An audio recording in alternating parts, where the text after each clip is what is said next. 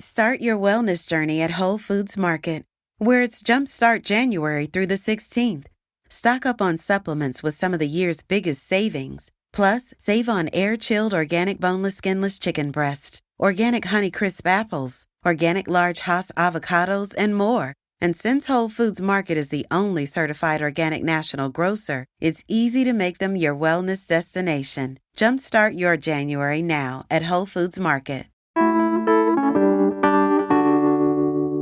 Many people use dry January to take a hard reset on their relationship with alcohol, but it can be tough to pull off a full month of sobriety in a city with such a strong bar culture. So today on CityCast Portland, we're talking with food industry veteran and a recently sober bartender, Cliff Seminerio. He's been the general manager of the legendary Pock Pock and has run the bar programs at both Jacqueline and Cooper's Hall. And last year, he founded a pop-up focused on alcohol-free dining experiences, Worry Not PDX.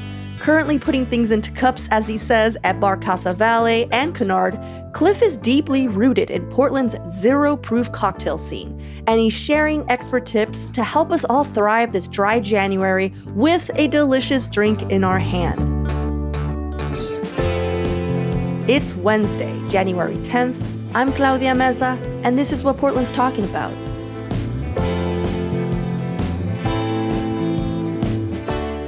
Did you hear that Oregon is like the 10th most hungover state in the U.S.? No, I did not.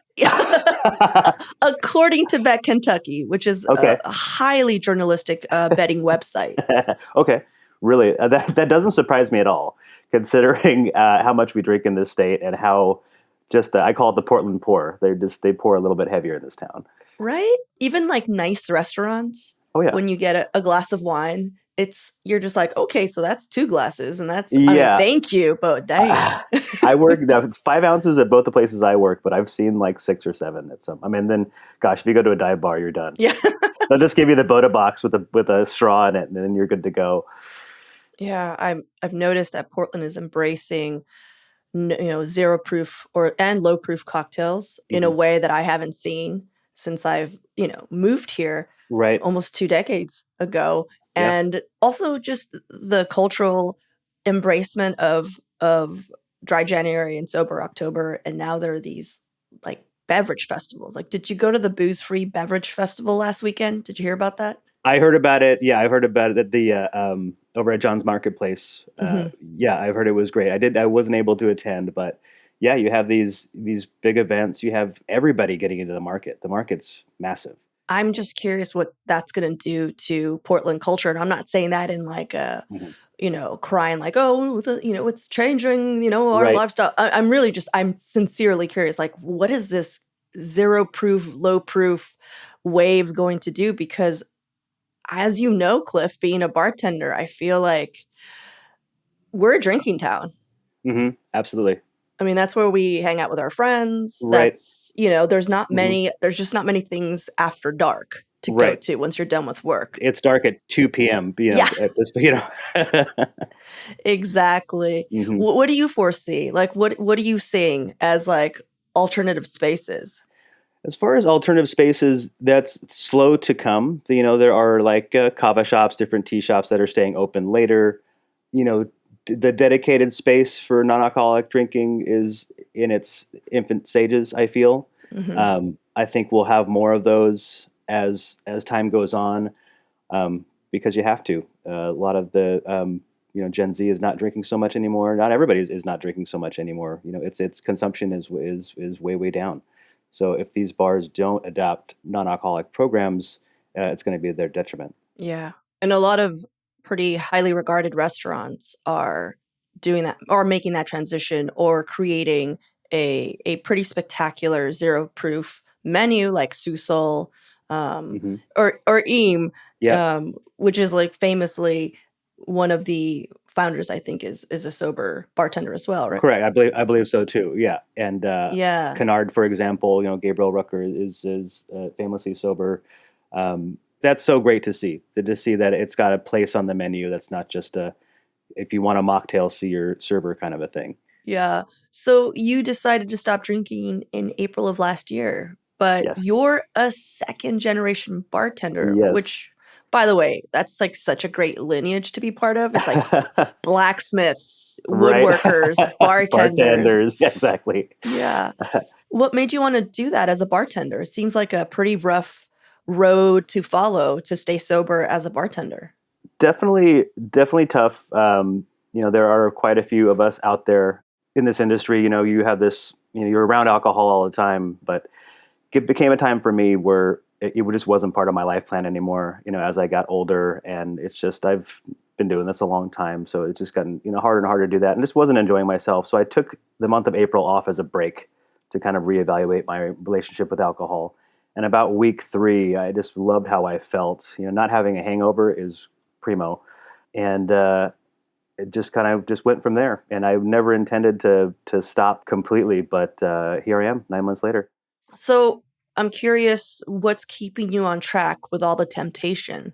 I don't feel it's been very, very easy for me. It's around me all the time, but I have never had the temptation to drink, even when I'm around all the alcohol. I've recognized it very, very early on when I would have like a difficult guest interaction and be like, oh, this is the point where I would normally take a shot. But for me, it was pretty easy. I told myself I could have alcohol or I could have everything else. So that decision in my mind made it easy for me to keep on track, and that's been very, very. The not drinking part has actually been the easiest part of this journey. Wow. I really liked what you just said. I could either have alcohol or everything else. Yeah. Something you said also hits with me. So I tried to do sober October, Hmm. and the two big things that I hit were in my neighborhood, it's Uh just huh. so hard to find a third space that isn't alcohol related. Yes. Totally. Even though there are non-alcoholic options, it was pretty easy for me to switch out. It was still just like a lot, you know? Yeah. And Totally. then two, pretty much what you said, it does become a bit of a de-stressor or Hmm. a crutch for, I'm feeling a little tense.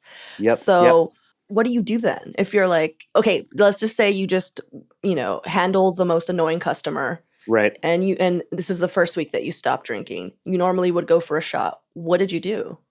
Just reframe, take a couple deep breaths. Know that like that little instant gratification of alcohol, wasn't worth what's everything is going to come afterward.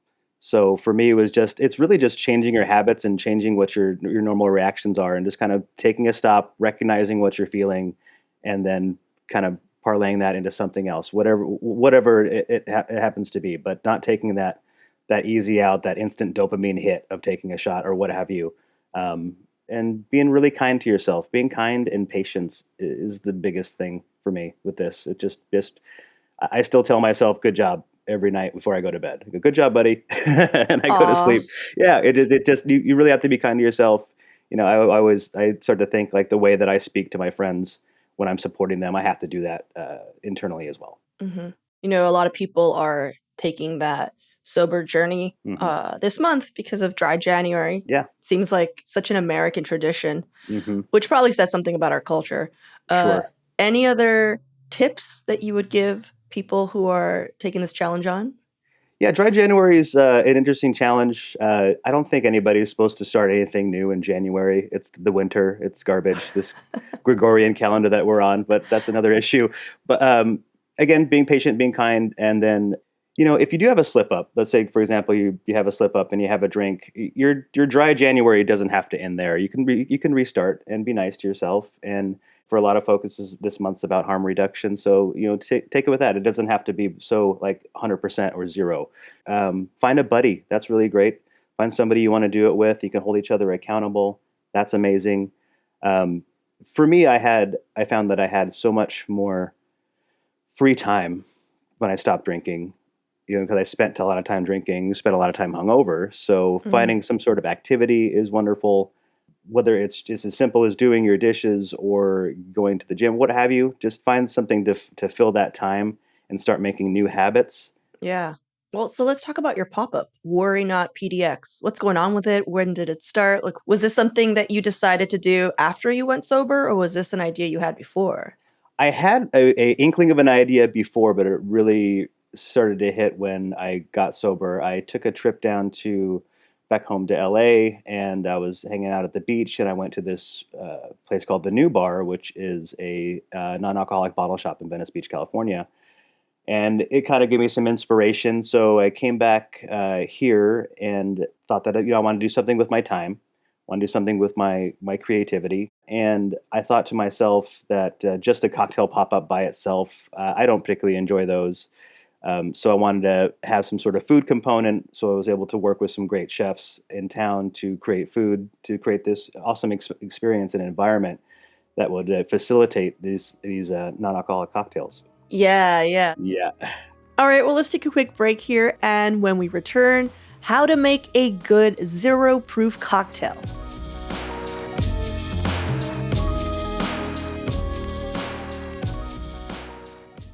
Start your wellness journey at Whole Foods Market, where it's Jumpstart January through the 16th. Stock up on supplements with some of the year's biggest savings. Plus, save on air-chilled organic boneless skinless chicken breasts, organic Honeycrisp apples, organic large Hass avocados, and more. And since Whole Foods Market is the only certified organic national grocer, it's easy to make them your wellness destination. Jumpstart your January now at Whole Foods Market. So what makes a good mocktail? For me, so it's kind of an esoteric answer, but intention makes a great mocktail. Gosh, I can't believe I said mocktail because I honestly hate that phrase. Okay, tell me what phrase do you prefer? Because mocktail, is it because it's like mocking a cocktail? Yeah, it's mocking a cocktail. I like zero proof cocktail. Okay. I would love to see it get to a point to where cocktail is a word that means whether you're doing zero proof, low proof, or no proof. It's just a kind of all-inclusive word. I will say, Cliff, Yeah. mocktail, Uh-huh. zero proof cocktail. Do you see how many? Yeah, for sure. I think you need to find something as easy Yeah. as Okay. mocktail, but I get what you're saying. Yeah. Yeah. All right. We'll have to workshop that for sure. When I see great cocktails at bars, they're made with intention. They're not just making a juice bomb or throwing whatever syrups and juices we have in the bar. We're making shrubs or making a particular syrup or using a lot of these great products that are out there. Wilderton is a wonderful example. They're out here in Hood River. They're the first non-alcoholic distillery in the country. They do a non-alcoholic distillate. They do a couple different varieties of that. So we're able to start playing with these products like we're playing with other foolproof alcohols, and using similar builds that we would do in a quote unquote normal cocktail. So if I were to make something at home, it's really simple. You do want some sort of sweet agent, you want some sort of acidic agent, and you want some sort of bittering agent. Usually alcohol is that bittering agent. So you can use these non-alcoholic distillates. There's wonderful non-alcoholic bitters out there now. One company is All the Bitters out in California. They have a number of great non-alcoholic bitters, and putting that together into something palatable is fairly easy. That's where I would start. It's just a lot of playing around, to be honest. Less on the sweet, more on the sour for me. But there's so many options now at your fingertips to be able to make great cocktails. Yeah. Could you give us an example of like an easy, hey, you can make this tonight cocktail? Absolutely. Just get yourself pick your citrus. I tend to use lemon over lime. Juice some fresh citrus. Fresh juice is key. Make yourself a real basic, simple syrup.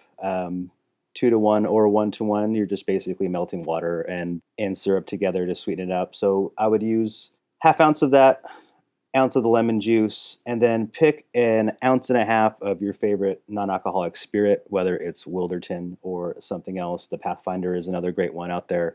Um, Put it into a cocktail shaker if you have it. If you don't have a cocktail shaker, pretty much anything will do. I recommend people use a jar. As long as you got a lid, the ice, your liquid, shake it, put that into a glass.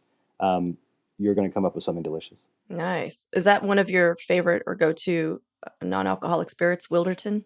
Wilderton is my current go to. Their bittersweet aperitivo, which is kind of close to Campari, is probably my favorite Mm, product that they have. Yeah, and that's such a great flavor to have when you're making NA cocktails because there's that bittering agent. right. And I think one other thing to keep in mind is when you're using stuff like this, we're not trying to make it taste like an alcoholic beverage. We're trying to make it taste good. So focusing less on, this doesn't taste like a daiquiri. This doesn't taste like a margarita. It's not supposed to. It's its own flavor. But trying to find balance between your bitter, your sweet, and your acid is important. Right. What are some good spots in Portland that you think are accomplishing this? I am biased. I would say Kennard and Bar Costa Valley have some great NA programs. Voicey, which is the bar underneath Loyal Legion, does an amazing job. I've had great NA cocktails there.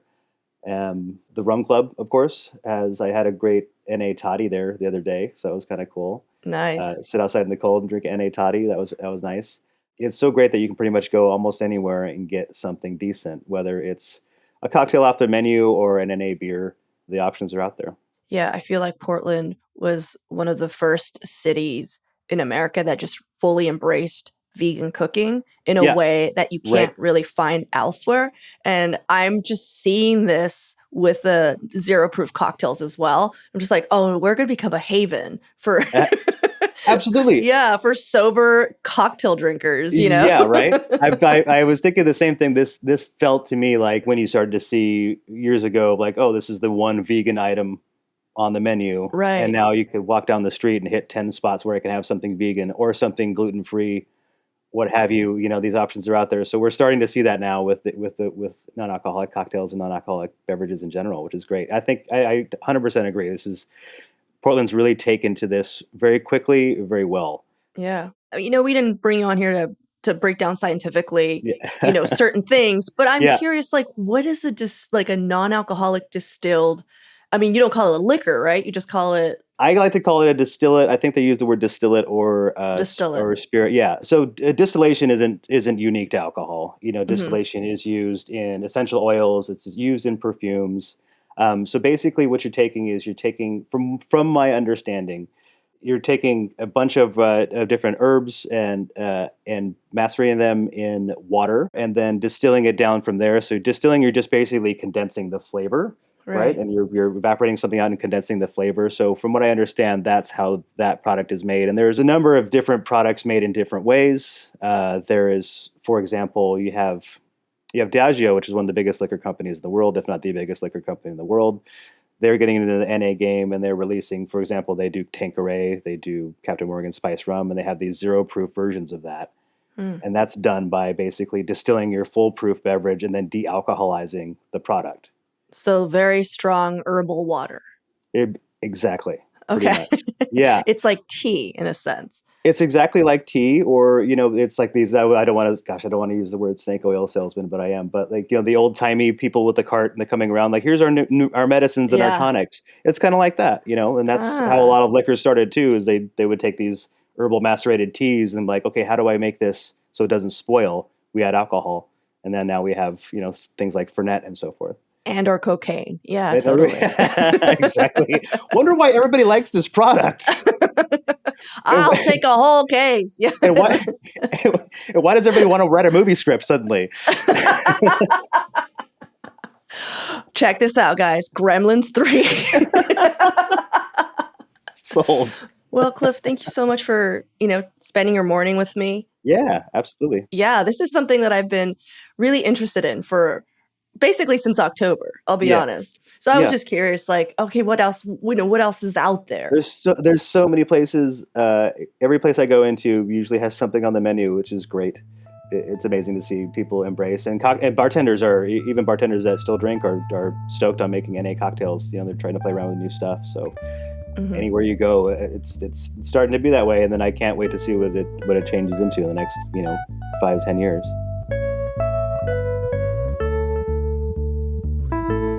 And now for your microdose of news. Self-described no-drama introvert, City Commissioner Carmen Rubio is joining our mayoral race. Now, Rubio has years of experience at City Hall, working for former Mayor Tom Potter and then the late City Commissioner Nick Fish. She's also served as executive director of the nonprofit Latino Network. Rubio will face two of her city council colleagues, Commissioners Renee Gonzalez and Mingus Maps. She says her efforts on regulatory relief for developing housing are among her biggest accomplishments. But I think she's also managed to stay out of the spotlight in a good way, if you know what I mean. And Willamette Week reports that a national study shows Oregon's tax system is more progressive than most states, but still favors high earners. So Oregon doesn't have a sales tax, but the lowest earners in Oregon pay about 1.5% more of their income in taxes than the highest earners. And it's also been widely reported that Multnomah County residents have the second highest personal income tax rate in the country. So how progressive is our tax system? For even more local news and events, sign up for our daily newsletter, Hey Portland. We'll throw a link in the show notes.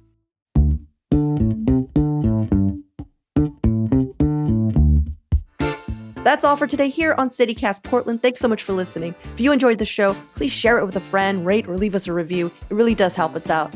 We'll be back tomorrow morning with more from around the city. Until then, see you at Slim.